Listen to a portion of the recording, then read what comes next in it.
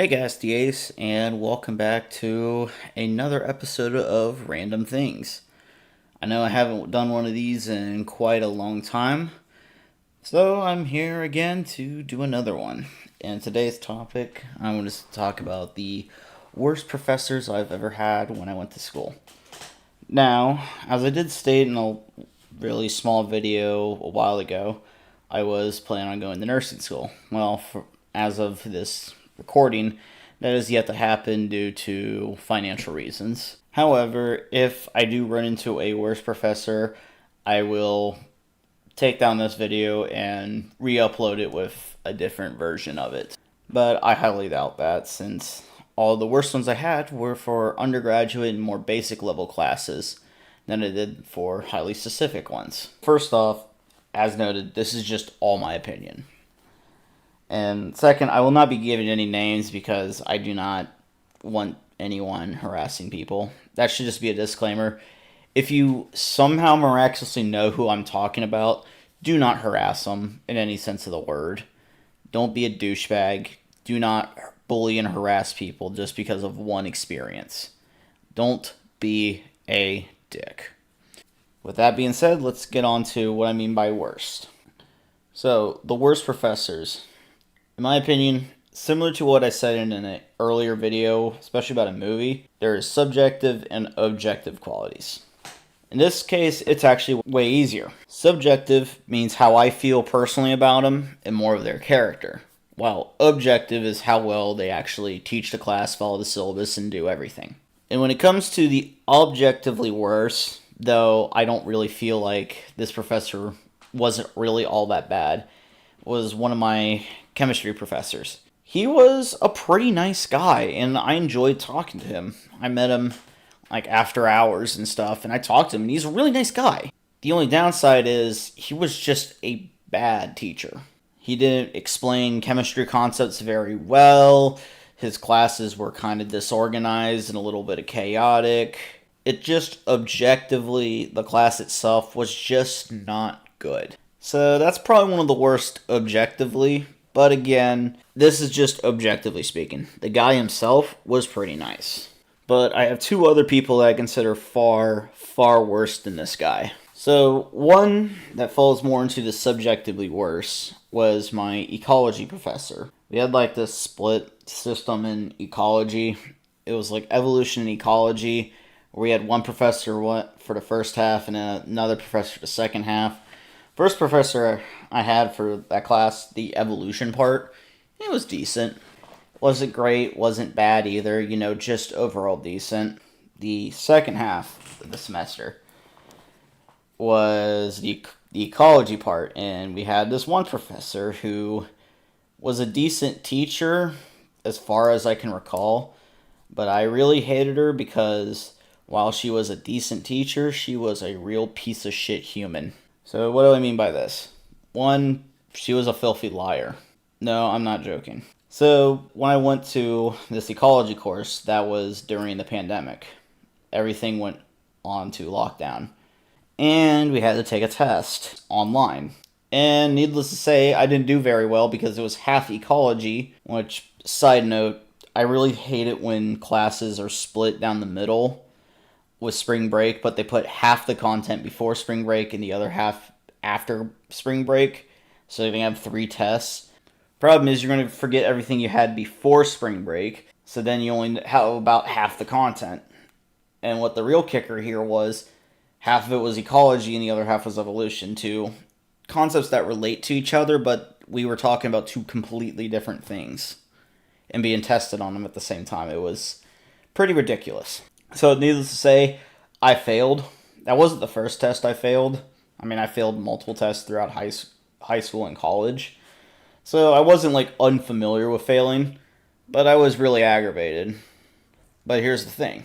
When I took the first test, it was on paper, and he let us keep the test to basically review. Because one thing they kept harping on all over and over is that these concepts build on top of each other. Which, okay, makes sense, fine. And he gave you your test so you can look at it. What did you struggle with? What do you need to study?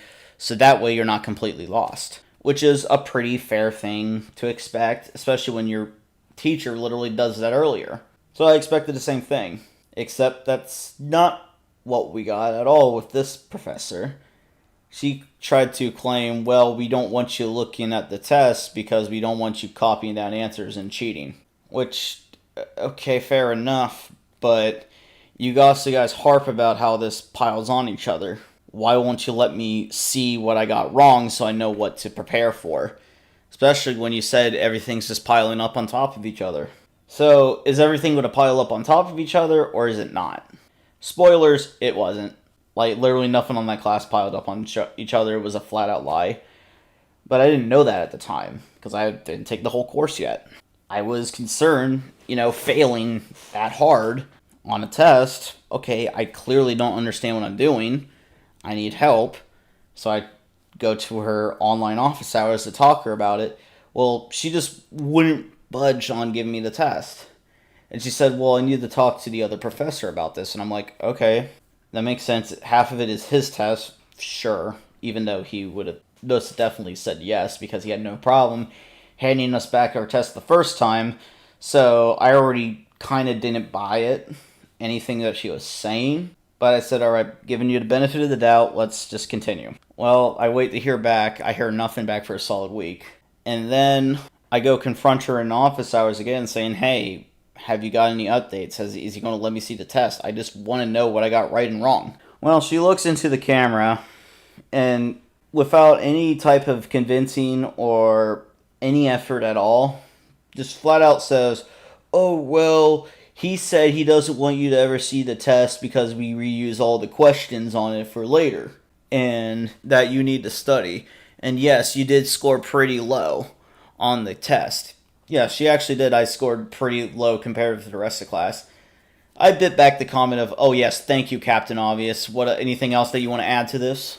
I was going to get really sassy. I didn't. I bit my tongue. But then she just flat out lies and doesn't even try to convincingly lie. If you were to put effort in and stuff and actually practice your lies beforehand, I would have probably believed it. Because I wasn't great. I'm still not great at telling when people are lying, but this bitch didn't even try to lie. And that was the part where I just lost any respect I had for her. And that was... I hadn't had that happen in a long time. Where I just lose respect for anyone just instantly. Gone. That is literally... I have never done that to anyone ever.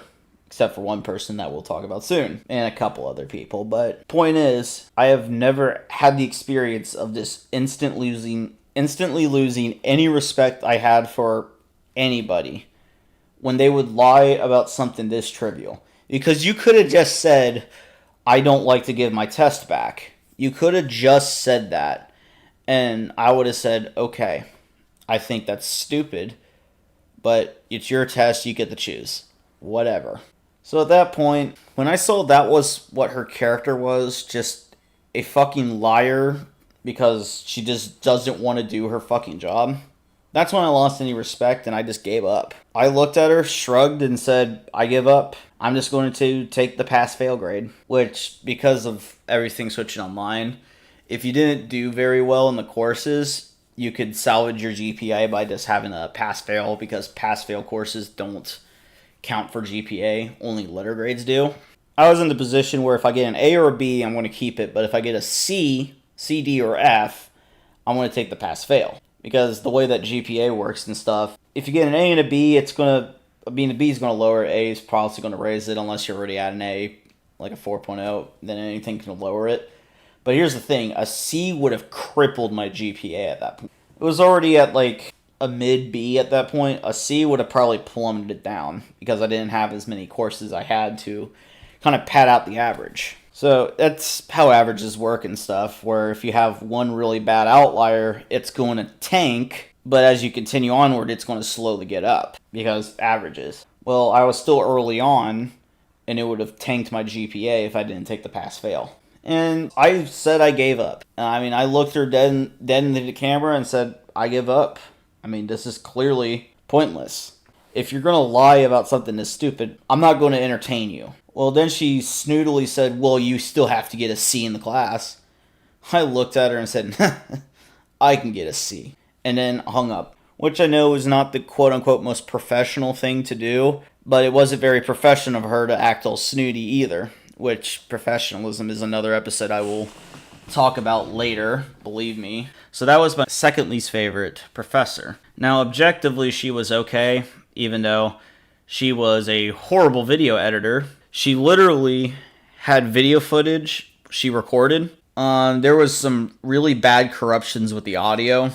I don't know if she hit mute on her microphone or something, but for a solid minute, it was silence. And I mean, I accelerated because her voice was fucking deadpan and boring, and I had to accelerate just to get through that shit without falling asleep. And believe me, I've fallen asleep during an online lecture. I've fallen asleep on my keyboard. Fortunately, the text box wasn't open, and I woke up to see that the class has already ended and that I had a spacebar outprint on my forehead. Yeah, it was one of the silliest things I've ever done, but could you blame me, though? Online classes are just total bullshit, which is another thing I can talk about later. So those two kind of fulfill the bad teacher but good person and versus good teacher but bad person. So what happens if you combine both the worst character and the worst teacher that you ever have? Well, you get my least favorite professor, which, similar to what I said in the very first episode about the ACT, both happened when I was in high school. So a little bit of background. From 10th to 12th grade, I was going in and out of college, and actually even before 10th grade, I took some college courses in the summer between freshman and sophomore year at high school. I was 15 at the time, and that was my first college class I've ever took. And the professor I had there was actually one of my favorite professors. I barely remember her, but I remember liking her a lot. She was a pretty good teacher, and she was a pretty good person overall. And I had a variety of professors of varying quality, but most of them were alright. All that changed when I took public speaking for the high school. So my high school, we had AP classes where you had to take the test, and depending on what score you get, it can either count or not count as college credit. I have really strong reservations on AP testing, and a lot of it really matches a lot of what I said about standardized testing in general, about the ACT and SAT especially. But the benefit of AP, though, AP is actually universal, where if you get a good grade on an AP test, unless you go to like a freaking Ivy League school, which I never ever want to go even see ever, at least them will take your college credit. Most schools will take an AP test as like a passing grade for a college class. Like I had AP US History and AP Government. I both got 4s on those tests, and I never had to take any type of history or government class when in college. So that was one course that we offered, was the AP course that pretty much everyone knows. Another thing they offered, especially when I started going there, was College Credit Plus, or CCP or CC Plus. So what CCP would do, you would take a college course at the high school. It would count for both college and high school credit. But here's the kicker, though. In Ohio, or almost all Ohio schools pretty much have to take CCP, especially public universities have to take CCP credits for, say, chemistry or English, history, all this type of stuff. They had CCP classes for it. However, that's only in Ohio. If you plan to move out of state, it's up to the college, because they're not required to take it, and they might say no. Some of them might say yes, but some might say no. So if you're going to stay in Ohio to go to college, yeah, this is objectively a better thing instead of risking it all on some bullshit test at the end of the year. So I mentioned these two things I had at school for one good reason, because the worst professor I had was the CCP professor. Someone that I only ever saw once in my life, because apparently she wanted to do everything online, which I will talk about online schooling in another episode of this, believe me. I only ever saw her once, and when I saw her, I knew this was not going to be a good class. The way that she presented herself, she acted really holier than thou, and she had this weird thing about her where she did like this zipper technique. It goes something like this, where she would like take like your side of your torso, she would like unzip, you'd stick your arm out, she would like unzip, and then she would push down on your arm, and your arm would fall, but if she zipped you up, your arm wouldn't fall. I don't know if it's a psychological trip or something. I tried that on my friend who had no idea what I was talking about, and it didn't work. His arm was stiff both times. So I don't know what the fucking point of that was. I don't know if I did it right, if I'm doing it justice or not, but I don't really care because I thought it was one of the most retarded things I've ever seen a professor even say or do. So with this really dark mark, just to begin with on this professor, I realized, yeah, this is going to be good. Well, I was right, because it got worse and worse and worse as it went on. A lot of this came to the head in the first test. We had to take these tests online at a, quote, testing center, which was bullshit because she obviously had no faith that we would just cheat the entire time. Because, that's what she has. She has so much faith in us that she doesn't want us to actually be honest and just expects us to cheat the whole time. Thank you for that. So, we had to take it at the test center. However, there was 3 people that were absent that day.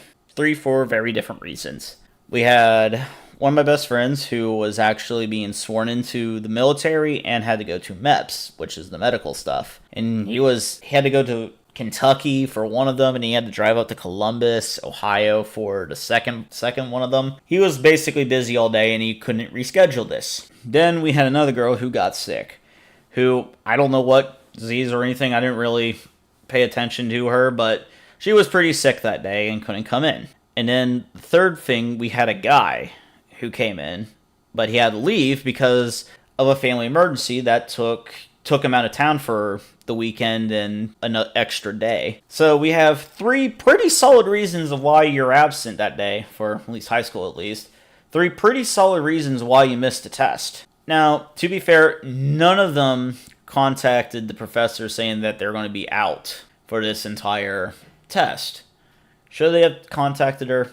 Yes, they should have. But they didn't know any better. We didn't know any better. We were high school students, for Christ's sake. We didn't know this type of stuff. We didn't know what we were supposed to do because we're just now starting this. So, what would you expect the teacher to do? Teacher, okay, I'll take pity.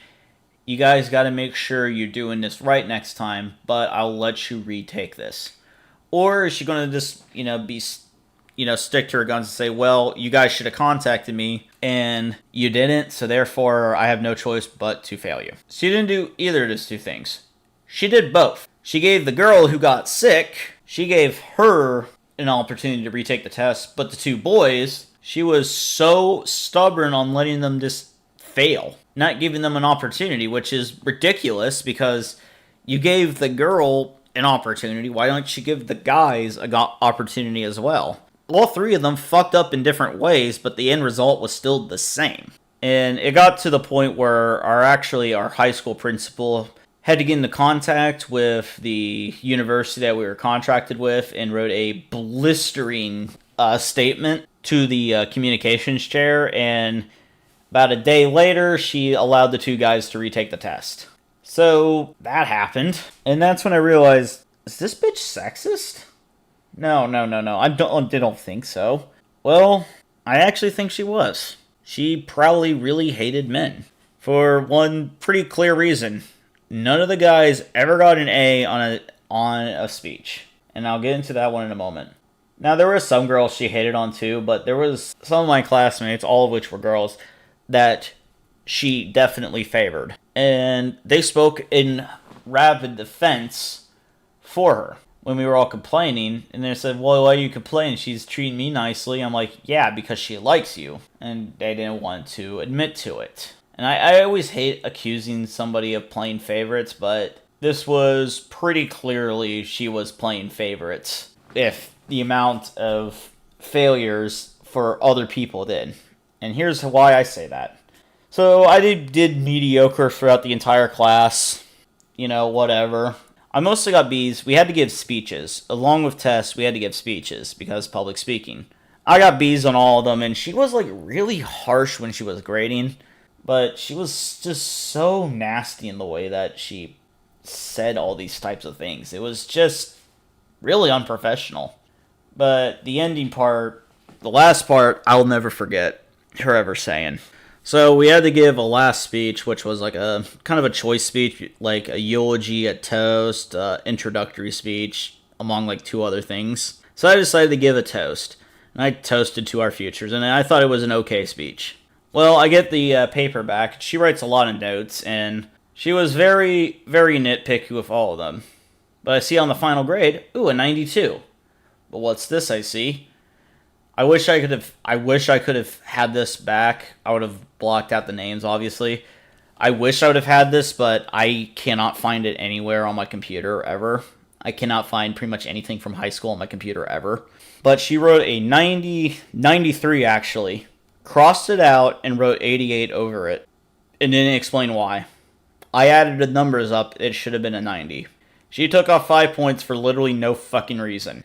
Needless to say, I handed that, and I was really, really upset. And I handed it to my mother, who worked in the school district.